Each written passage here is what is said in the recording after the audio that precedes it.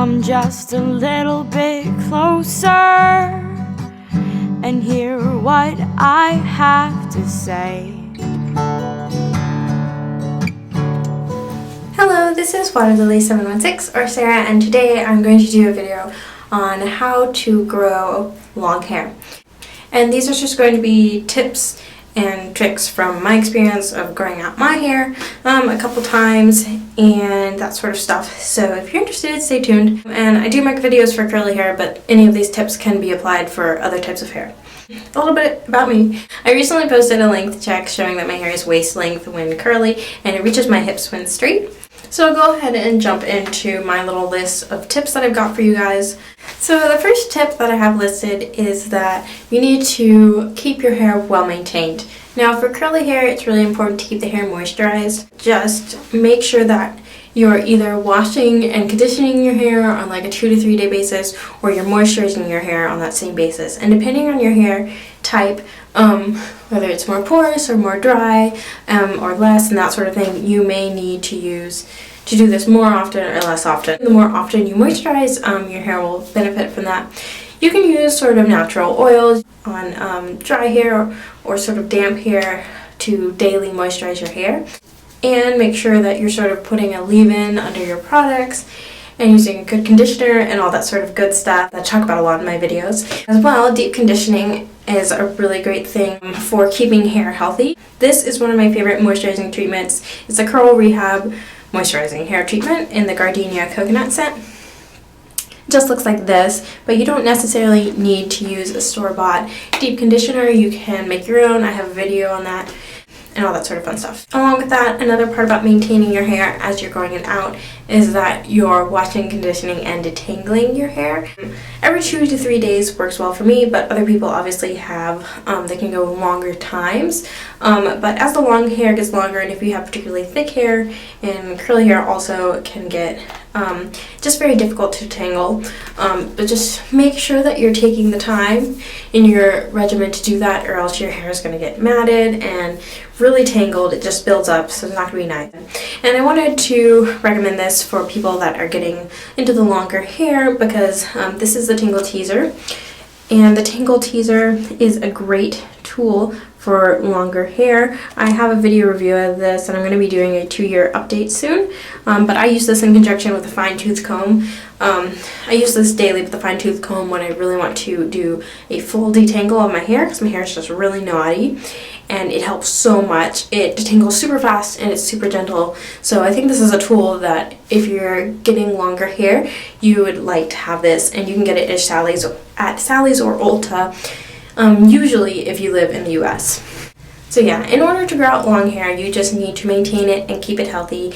And one of my favorite sayings is treat your hair like cashmere sweater and it will love you back. The next really big tip I have for growing out long hair is to not trim your hair too frequently, but don't trim it too infrequently. So the ends of our hair are the oldest part of our hair, and they tend to be the driest and the oldest. Now hairdressers though can be a little scissor happy, so it doesn't always benefit you to go to a hairdresser and have them chop off several inches every time you go to them, because you're just going to keep cutting off inches and your hair is not going to be able to grow. Hair grows, I think, at about 1/4 of an inch or 1/2 an inch each month, depending on the person. So if you keep going in and getting cuts, they're going to keep cutting and your hair is never going to reach, it's not going to grow as fast as it can, basically. So the way to go about this is to, one, maybe find a hairstylist that will consent to doing real trims, doing a 1/2 inch each time, going in for the trims less often. My hair honestly doesn't need to be trimmed in that 4 to 6 week rate. I can do about 3 months, 4 months. I usually end up doing more like 5 months, but I can go that long between trims and my hair is fine. One of the things that I think has really helped me grow out my hair fast is doing self-trims. And I have a whole video on this that I will link down below in the description, but I just use these Tweezerman stainless steel scissors that I got off Amazon, and they're really great. But make sure you use hair shears. But basically you can get someone to do this for you, you can do it yourself, but if you self-trim, if you just cut off that 1/2 inch that you need cut off, then your hair is going to be able to grow faster because it's not getting chopped off. And then also another thing, I have a video on this as well, but between trims, in order to maximize your time between trims, if you get split ends or fairy knots, those little single strand knots, which are what I get, then make sure that between trims you are going through the ends of your hair and looking for the individual hairs with bad ends, and then you can just cut off those ends. And because you cut off sort of the bad seeds in your hair, this means that your hair will be healthier for a longer rate, and you won't have to cut off the full ends quite as often because you're dusting. So I really recommend dusting. I think it's also called Search and Destroy, so I will put that video down below. The next tip I have for growing out your hair is to avoid anything that's going to damage your hair. There are a lot of things that can damage our hair, just sort of daily tangling and styling damages our hair, but you really want to avoid in a large way heat styling tools, chemical dyes, chemical treatments that are damaging for the hair, like permanent straightening treatments, relaxers. All of these things are going to damage the hair. They're going to weaken the hair. This damaged hair will not be as healthy, and it will not look as pretty. And if your goal is to have very long hair, then really having a more natural hair care regimen will help you achieve that longer hair. If you see some of the ladies on the long hair care forums who have really, really long hair, all of them wear their hair naturally.